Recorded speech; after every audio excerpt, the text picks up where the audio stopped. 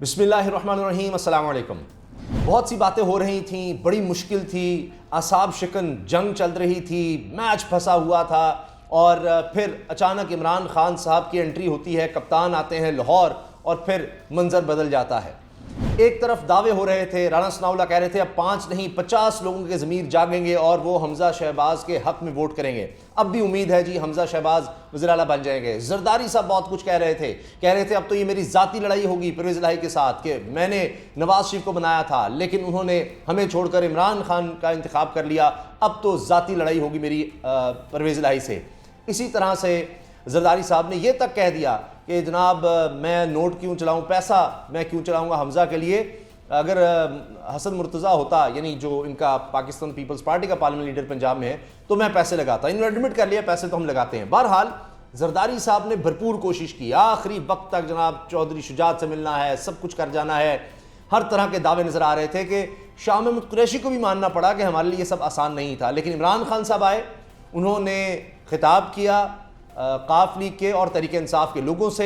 186 पूरी तादाद हो गई होटल में मौजूद, और इसके अलावा भी खबरें चल रही हैं कुछ और लोग भी शामिल हो सकते हैं, इसकी भी मैं तफसील बताऊंगा। लेकिन एक तरफ तो लाहौर में आकर पंजाब के तख्त का नज़र आ रहा है कि यानी शरीफ ख़ानदान का तो यहाँ से खात्मा हो रहा है सियासी तौर पर, मगर अब इमरान खान साहब इतने कॉन्फिडेंट हो गए हैं, हौसला बढ़ गया है कि उनको नजर आ रहा है कि पंजाब में तो जीत उनकी होगी, लेकिन अब वो इससे आगे बढ़ रहे हैं और अब वो विफाक की जानिब जा रहे हैं और वहां पर शहबाज शरीफ की हुकूमत गिराने के लिए अभी से मुतहरिक हो गए हैं। यानी आप अंदाजा लगाइए कि अभी तो कुछ घंटे बाकी हैं पंजाब के मार्के के, लेकिन इमरान खान साहब ने पहले से ही स्ट्रेटजी बना ली है। खुद इमरान खान साहब कहते हैं जी अच्छा कप्तान वो होता है कि अगर टेस्ट मैच है तो पहले दिन ही सोचता है पहले दिन क्या करना है, दूसरे दिन, तीसरे, चौथे, पांचवें दिन की स्ट्रेटजी वो बना कर रखता है। तो इमरान खान साहब ने अभी से स्ट्रेटजी बना ली है और उस हवाले से मैं आपको बताऊंगा कि क्या होने जा रहा है, किस तरह से इमरान खान साहब प्लान कर चुके हैं और उसके लिए उन्होंने अपने लोग मैदान में उतार भी दिए, अपने खिलाड़ी उतार भी दिए हैं। वो कौन से खिलाड़ी हैं 4, और उनकी सरबराही कौन कर रहा है वो भी मैं आपको बताऊंगा। मगर साथ ये देखिए कि अब नून लीग में इतनी ज़्यादा खलबली है, इतनी ज़्यादा परेशानी है, इतना ज़्यादा खौफ है कि जनाब अब नजम सेठी साहब को ही देख लें कि वो ये कह रहे हैं कि छोड़ दो अब मैदान, निकल आओ, क्योंकि अब बात ये हो रही है कि मरीम नवाज साहिबा को चेयरपर्सन बनाया जाए मुस्लिम लीग नून का, और या फिर नवाज शरीफ साहब खुद आएँ, वरना तो पार्टी ख़त्म हो गई। लेकिन नवाज शरीफ साहब नहीं वापस आ सकते क्योंकि डील हुई है। डील ये हुई कि जब इक़्तिदार इनके हवाले किया गया पीडीएम के, तो डील ये हुई थी कि मियां नवाज शरीफ अगले इलेक्शन से पहले, यानी जो ये दावा करते हैं 2023 में होंगे जनरल इलेक्शन, उससे पहले नवाज शरीफ वापस नहीं आएंगे, ना ही उनके केस खत्म किए जाएंगे। और वो ये नहीं हुआ, हुकूमत लेने के बावजूद ना तो केस खत्म हो सके हैं और ना ही नवाज शरीफ वापस आ सके हैं। अब उनकी फ्रस्ट्रेशन है और ये मीटिंग हो चुकी है जो कि अब ये सीनियर साफ़ी इस बारे में बता रहे हैं। इस मीटिंग में जनाब मियाँ जावेद लतीफ़ थे और शाहिद खाकान अब्बासी थे और इसी तरह से इरफान सिद्दीकी साहब, हाँ जी, ये लोग थे।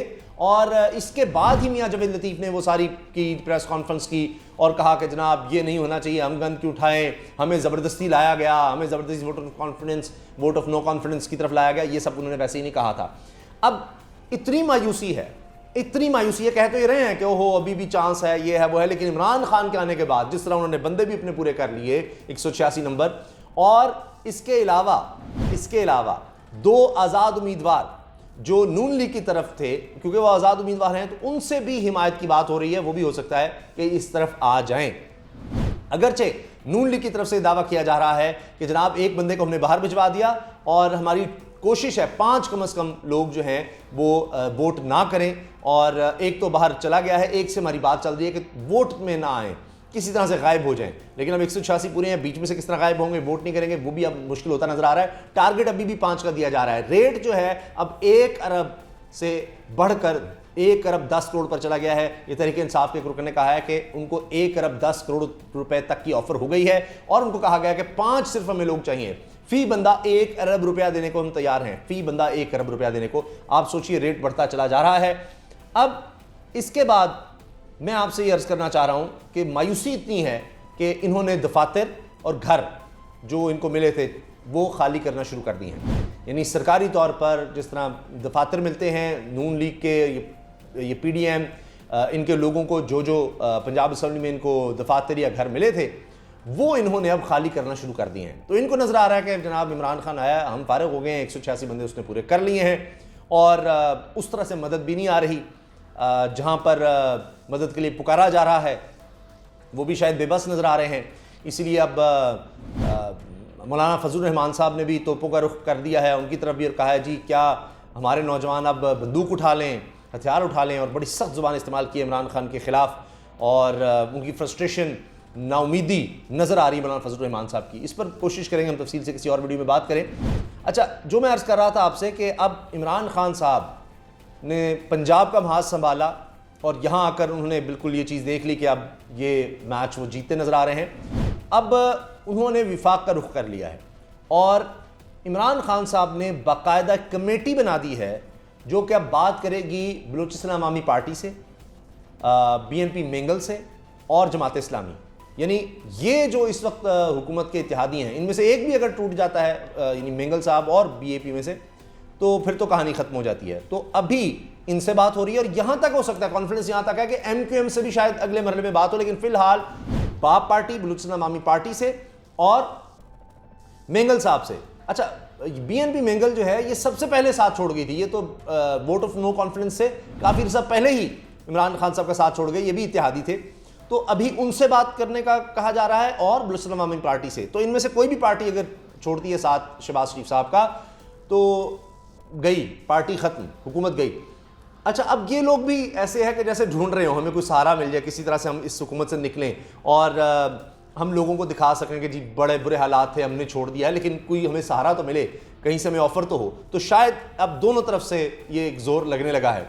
और मैं आपको ये भी बता देता हूँ कि कमेटी में परवेज़ खटक साहब हैं, ये सरबराही कर रहे हैं इस कमेटी की, असद कैसर साहब हैं, फवाद चौधरी और असद उमर, ये 4 लोग हैं जी। परवेज़ खटक इसमें साबिक़ वज़ीर आला खैबर पख्तूनख्वा, ये इसकी सरबराही कर रहे हैं और नईम मुशर्रफ भट्ट साहब एयरवे पे ये न्यूज़ ब्रेक कर चुके हैं।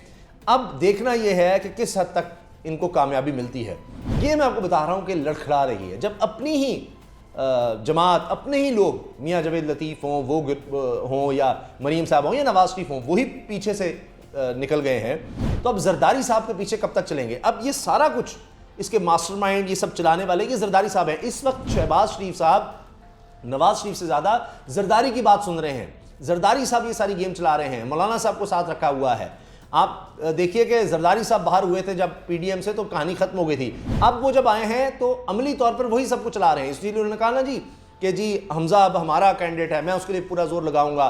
वरना तो नवाज शरीफ, मरियम और वो उनका ग्रुप तो कह रहा है निकलो, छोड़ो, नजम सेठी साहब को सुन लें आप, वो जो कह रहे हैं। लेकिन शहबाज शरीफ साहब नहीं मान रहे और जरदारी साहब ने उनको खड़ा किया कि नहीं नहीं नहीं, छोड़ो, नवाज शरीफ की ना सुनो, मरियम की ना सुनो, मैं हमजा को सपोर्ट करता हूँ, इस तरह नहीं जाना, लगे रहना है। क्योंकि उनको पीपल्स पार्टी को सिंध में हुकूमत चाहिए, वो चला रहे हैं, उनको क्या मसला है? वो जलील होती है, रुस्वा होती है, बर्बाद होती है, नून लीग होती है। तो बहुत से लोग कह रहे हैं जी पंजाब से पीपल्स पार्टी का तो सफाया कर दिया जरदारी साहब ने, अब ये नून लीग का भी सफाया करके छोड़ेंगे। तो अपनी तरफ से वो अपनी बचा रहे हैं हुकूमत सिंध की कि हम सबको जाना पड़ेगा, 1 साल पहले की कुर्बानी दें, लेकिन उस चक्कर में वो नून लीग की भी कुर्बानी दे रहे हैं। तो ये इस वक्त सूरत हाल है। इमरान खान हर तरफ है। आपकी इस बारे में जो भी राय है कमेंट सेक्शन में राय का इज़हार ज़रूर कीजिएगा। मेरी कोशिश होती है कि जितना हो सके ज़्यादा से ज़्यादा लोगों के कमेंट्स का जवाब दिया जा सके। अल्लाह हाफिज़। पाकिस्तान जिंदाबाद।